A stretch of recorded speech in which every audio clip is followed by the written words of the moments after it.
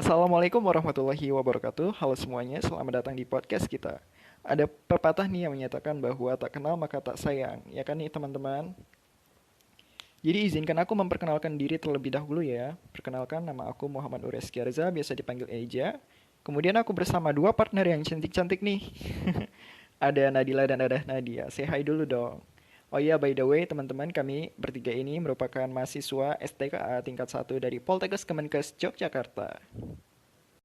Halo semua, kenalin aku Nadila nih. Di sini aku salah satu partnernya Arza. Iya bener Arza yang paling ganteng karena di sini dia Jawa sendiri. Ada-ada aja kalian ya. Kenalin juga ya, aku Nadia. Udah kan ya perkenalannya. By the way, benar banget Nadila, aku serasa ganteng sendiri di sini. Tapi enggak kok, kan masih ada para pendengar podcast kita yang ganteng-ganteng juga. Ngomong-ngomong nih soal pendengar, semoga sehat selalu ya. Semoga sekolah dan kuliahnya cepet-cepet offline. Pasti capek kan ya sekolah online terus. Amin. Bener banget tuh Nadia, kalau sekolah online matanya capek banget gak sih? Karena natap monitor terus dari pagi. Belum kalau malamnya ada kegiatan lain. Tapi gak apa-apa deh, tetap dijalanin secara enjoy ya teman-teman. Tapi Nadia Nadila, sekarang kan sudah ada beberapa sekolah yang mulai tatap muka dari SD, SMP, SMA maupun perguruan tinggi di Indonesia. Ya sih Ja, di lingkungan aku juga udah mulai sekolah, namun memakai sistem tertentu seperti pembagian waktu masuk siswanya. Aku banyak baca berita pun jumlah penderita COVID saat ini terus menurun.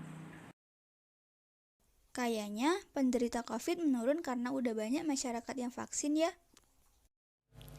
Wah, Nadila lupa nih, PPKM juga berdampak terhadap penurunan jumlah COVID di Indonesia loh, Nat. Iya, aku baca di website Kominfo bahwa pada tanggal 15 Agustus kemarin, jumlah kasus terkonfirmasi turun sebanyak 76%.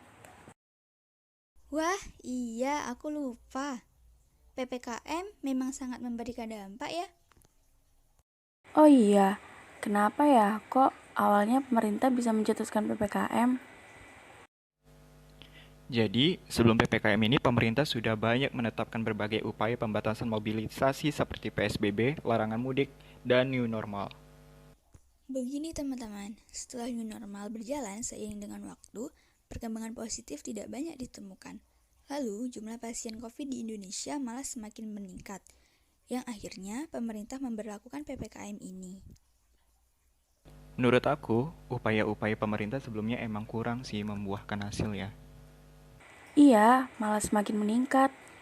Kasihan para tenaga kesehatan di rumah sakit yang saat itu sangat kewalahan dengan situasi yang terjadi. Iya, aku banyak lihat di berita, di TV maupun di sosial media. Banyak pasien yang terlantar sampai meninggal di UGD, di mobil, dan sebagainya karena penuhnya pasien di rumah sakit. Miris banget.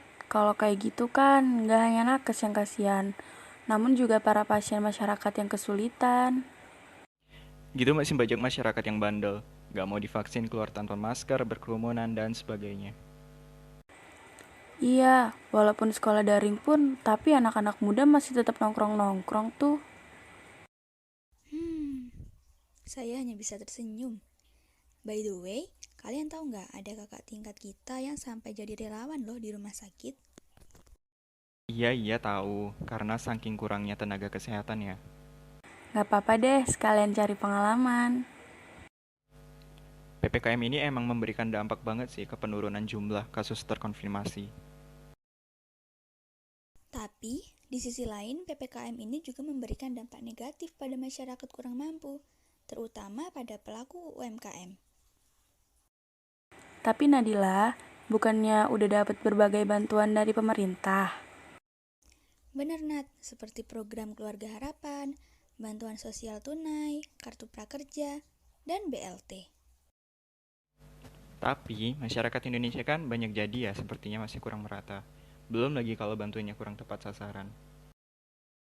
Bantuannya memang masih terbatas, tapi pemerintah bakal terus berupaya. Kayak kita nih contohnya, dapat bantuan kuota internet, kan lumayan buat ngezoom. Kuota subsidi emang ngebantu banget sih. Ngomong-ngomong, kalau kalian sendiri setuju nggak sih sama adanya PPKM ini? Kalau ngomongin setuju atau enggaknya sih, pastinya ada pro dan kontra ya. Iya, bener banget tuh. Tapi kalau aku sih lebih ke setuju ya. Soalnya menurut aku, PPKM ini udah berpengaruh besar buat meredakan kasus COVID di Indonesia. Misalnya nih, jumlah pasien COVID dan korban COVID udah semakin menurun. Dan udah nggak semeluap dulu tuh sampai rumah sakit nggak cukup. Iya, bener juga sih. Dulu sampai di mana-mana ya korban COVID-nya tuh. Serem banget. Terus menurut kamu kontranya di mana tuh, Nat? Nah, kalau aku kurang setujunya nih, perekonomian di Indonesia jadi makin sulit. Misalnya, buat masyarakat yang kurang mampu nih ya, tanpa bekerja mereka nggak bakal bisa makan dan lain-lain. Dan juga untuk pedagang-pedagang yang biasa jualan, kan mereka kalau PPKM-nya nggak selesai-selesai, mereka mau kerja apa gitu kan? Iya, kasihan banget. Pasti mereka juga bingung mau dapat uang dari mana. Benar. Untungnya pemerintah perlahan-lahan memahami kondisi masyarakat ya. Lalu pemerintah merundingkannya dan membuahkan hasil dengan pemberian level pada PPKM ini. Oh iya, aku tahu Dil, di Pasuruan sekarang level 1 nih. Jadi, itu dilihat dari seberapa besar penurunan jumlah kasus COVID di daerahnya ya, Nat.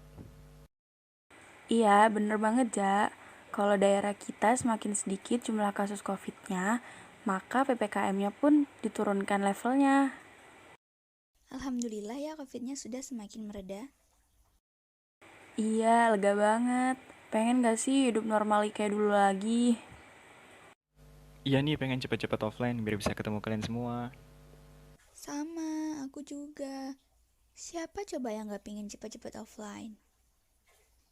Oh iya, jadi teman-teman, kami kemarin udah riset lewat Google Form tentang beberapa pertanyaan. Ada beberapa yang lumayan menarik tentang saran mereka selain PPKM. Kurang lebih banyak yang berpendapat gak perlu PPKM sih. Soalnya menurut mereka cukup pengetatan prokes aja, cukup vaksin aja gitu. Menurut aku, hal itu bisa terjadi dan berhasil bila masyarakatnya benar-benar punya kesadaran untuk melakukan hal tersebut. Iya aja, aku setuju. Karena masih ada beberapa oknum yang walaupun sudah PPKM tetapi masih tidak taat terhadap prokes. Banyak publik figur yang malah liburan sana-sini juga. Tapi, emang tingkat kesenangan masing-masing orang kan berbeda-beda.